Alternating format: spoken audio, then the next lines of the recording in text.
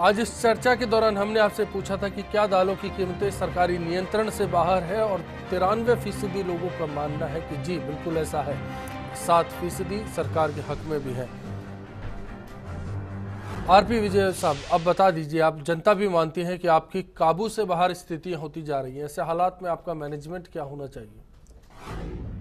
अश्विनी जी, जैसा मैंने बताया कि इस समय राज्य सरकार और केंद्र सरकार दोनों की मंशा एक ही है कि उपभोक्ताओं को सस्ती से सस्ती दरों पे दाल मिले और दाल के प्रोडक्ट मिले। इसके लिए केंद्र सरकार ने तो अपना बम्पर स्टॉक बनाया ही है।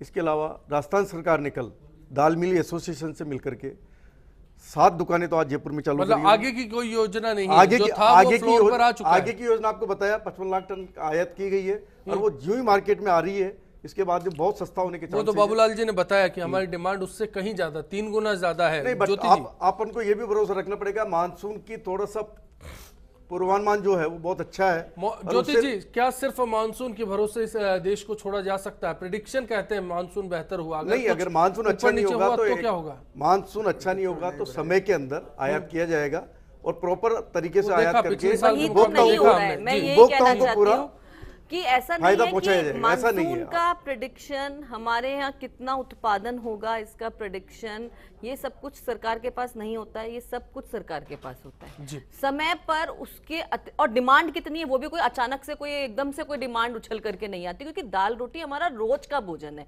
रोज डेली रूटीन का भोजन है। ऐसा नहीं है कि आज दाल की डिमांड बहुत ज्यादा आ जाएगी, अचानक से कोई दाल बहुत ज्यादा लोग खाने लग जाएंगे और अचानक से डिमांड बढ़ जाएगी। बोल रहे हैं कि आजकल तो लोग ऐसा ज्यादा दाल कुछ नहीं को होता है। पसंद तो कर रहे हैं। जब आप वो तो देखिए, मैंने कहा ना, यहाँ ज्योति जी, बयानबाजी की तो इस बार स्थिति ये है कि रिकॉर्ड आप कुछ भी उत्पादन होने का अनुमान है, 2 करोड़ टन उत्पादन होने का अनुमान है और हमें उम्मीद करनी चाहिए और आशा रखनी चाहिए कि बाबूलाल जी, ये हवाई आंकड़ा है कि नहीं?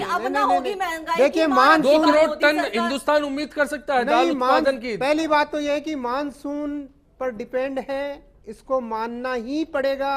और मानसून की जो भविष्यवाणियां 1 करोड़ 50 लाख टन हमारी डिमांड है और हम 2 करोड़ का उत्पादन कर सके। भविष्यवाणियां जितनी हुई हैं वो सब गलत ही। बाबूलाल जी, ये जो प्रेडिक्शन अभी आरपी विजयवर्गीय साहब ने 2 किया, करोड़ लाख टन तो पैदा हो ही नहीं। मैं ये कह रहा हूँ कि अगर बाई द वे मानसून अच्छा 4 होता गुना है, पैदा करेगा मानसून हिंदुस्तान। अगर अच्छा होगा तो 2 करोड़ टन उत्पादन होने का है।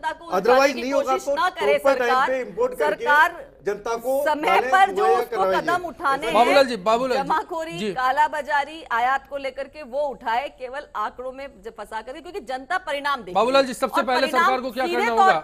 उसको महंगाई की मार झेलनी पड़ रही है। तुरंत प्रभाव से अभी पहले तो जो अभी आज की स्थितियां हैं वो जल्दी से जल्दी जो माल इन्होंने मंगाया है मंगा करके बाजार में डाले, नंबर 1। और दूसरा जो NCDX है उस पर से ये चने का जो है उसको हटा दे और चने की उपलब्धता बाजार में हो जाए तो काफी। लेकिन चने के अलावा भी बाकी दालों की स्थिति भी क्या है? हम वो जो वायदा कारोबार से बाहर है वो भी फिलहाल उछाल पर है, उत्पादन कम है और बाजार में ये जो रूमर है, जैसा कि कुछ देर पहले कहा कि विदेशी कंपनियां इस बाजार में लिप्त हैं जो कि कीमतों में उतार चढ़ाव के लिए काम करती है। ऐसे हालात में उपभोक्ता को राहत कैसे मिलेगी? आनंद जी, वही है, पॉलिसी लेवल पर निर्णय करने की ज़रूरत है। एक बार पहले बहुत सी चीज़ों को लेकर एक समस्या आई थी तो 4 राज्यों की सरकारों ने मिलकर जयपुर में एक इस मामले को लेकर बड़ी वर्कशॉप रखी। मुझे भी उसमें बैठने का मौका मिला और हमने एक जयपुर घोषणा पत्र जारी किया जिसमें हमने इस बात की व्यवस्था की थी कि आवश्यक वस्तुओं की कीमतों को कैसे नियंत्रण में रखा जाए।